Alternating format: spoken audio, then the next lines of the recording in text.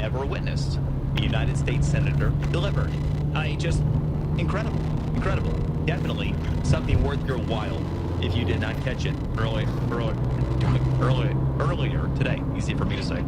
By the way, I'm Brian Mudd in for the great one, Mark Levin, your friend here in South Florida. I do a morning show on WJNO, West Palm Beach, a mid-morning show, WIOD in Miami, and always an honor and a pleasure to be here with you. Now, one of the things about Susan Collins during the course of her dissertation, you might have found some moments where you're wondering, is Brett Kavanaugh really the conservative I thought he was?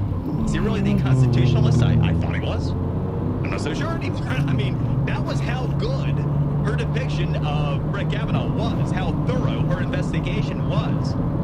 All the folks she interviewed, I mean, she laid it all out there, just remarkable. And, it might raise some questions about how he would end up ruling on things like, say, pro-life matters. And there is an important point within the pro-life conversation here as well. Brett Kavanaugh, pretty evident, being the good Catholic boy that he is, he's pro-life, right? But does that necessarily mean that he brings that philosophy to the bench? It doesn't. Doesn't necessarily. It hasn't, as she pointed out, based upon some of what he has rolled on and stated previously. And when we're traveling down this process, you're learning things that you never would have otherwise known about Brett, about the level of the investigation that took place with Susan, but also what obviously was not done by so many other senators. And this is where it's instructive for you with the folks that are in your neck of the woods. Your senators, how did they vote? I'm here in Florida. Got Marco Rubio. He voted in favor of ending debate today. We'll vote for Brett Kavanaugh tomorrow. Got Bill Nelson. He voted no. And by all accounts, we'll vote no again tomorrow. Now, he happens to be up for re-election this year.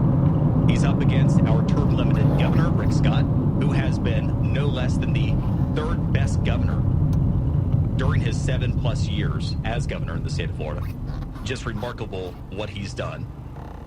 But he's in a real horse race against Bill Nelson, who's already served 3 terms in the United States Senate of Florida. It's going to be fascinating to see how this Kavanaugh thing plays out here. But what I'm looking at, and I've had a bunch of people ask me this during the course of the week, and I don't know the answer yet. I'm still trying to figure this out.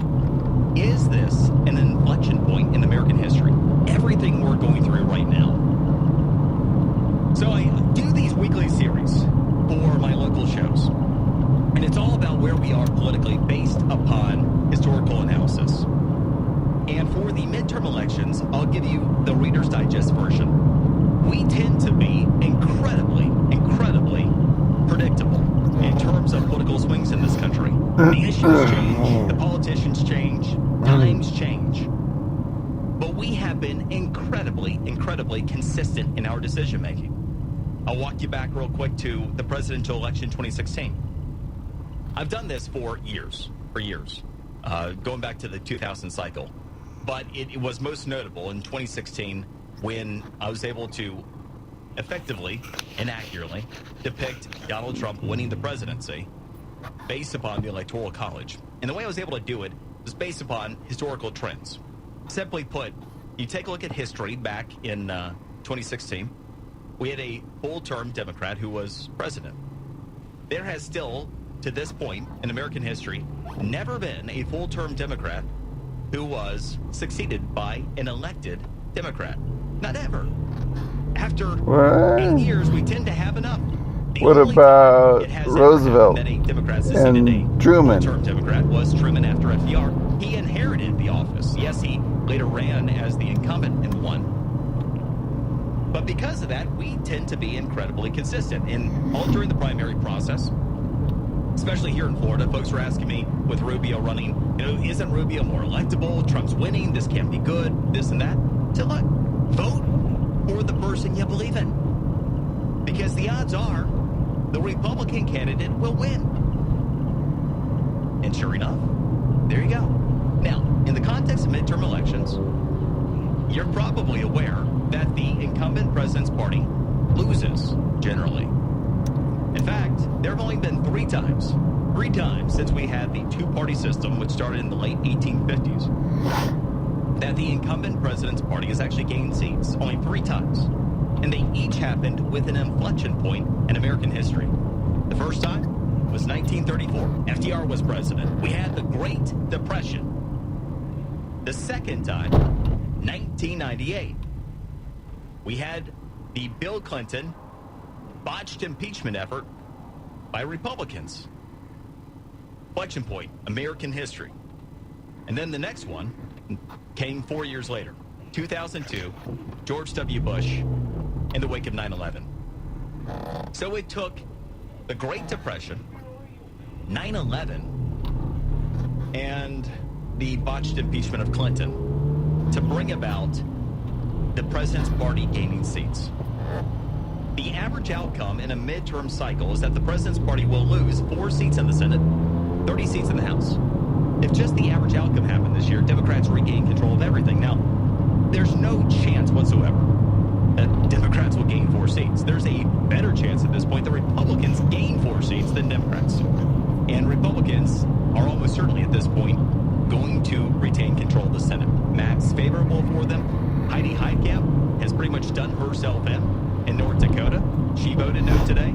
And what we have seen ever since she indicated that she was likely to be a no vote, about 10 points. About 10 points worth the difference in her race in North Dakota, and she was already in danger there. Claire McCaskill, Missouri, voted no. She already was trailing slightly in the polls, likely to end up being a big-time issue for her. And then Joe Donnelly in Indiana, same deal, voted no. These are all big Trump states. Then you did have Joe Manchin in West Virginia that voted yes. Joe Manchin, by the way, is almost certainly going to be reelected. I'm back of this. Again, when I've been taking a look informationally at how much this vote meant in those particular states, an average of about 10 points. Yay or nay, because those are pro-Trump, pro-Kavanaugh states. So the Senate almost certainly going to stay. But still, the House, you can take a look, and if you check any of the polls, you check the sites, you take a look at everything right now, does not look good for Republicans. It looks like Republicans are pacing somewhere in the neighborhood of about 30 losses, which would be enough for Democrats to take control of the House. But I continually have people say that they just don't see that happening. They don't see it happening. They don't see it happening. And my question is, and this is what I'm working on, because again, I base everything off of information. Are we at an inflection point in American history? Is this number 4? Is Donald Trump as a catalyst, just him being the disruptor as president of the United States? Then this Kavanaugh situation, is that analogous to what we went through in any of those other examples? Not the Great Depression, not after 9/11. But if you're looking for a comp, you absolutely could point to 1998, right? There are so many similarities right now. It's what's going on right now. In fact, our unemployment rate is much lower than it was in 1998. And you have the president, well, he's not as popular as Bill Clinton. But then again, he actually isn't specifically the issue here, except that they've made him the issue, right? We've had the Mueller investigation. We've had the Get Trump effort since before he even took office. That would certainly, though it hasn't risen to the level of impeachment yet, because Democrats are not in control of the House, that could be analogous. You throw Kavanaugh in the mix, maybe that is too. So this is all something that I'm working on right now. Is there a chance that Republicans really might gain in Congress this year? Is this that moment in time, that inflection point in American history where things are different? Historically, 92% chance that Democrats win more seats than not this year. But there's an 8% chance that they don't for a reason. Are we in that window? We'll continue that conversation coming up next. I'm Brian Mudd, in for the great one. Mudd Lupin.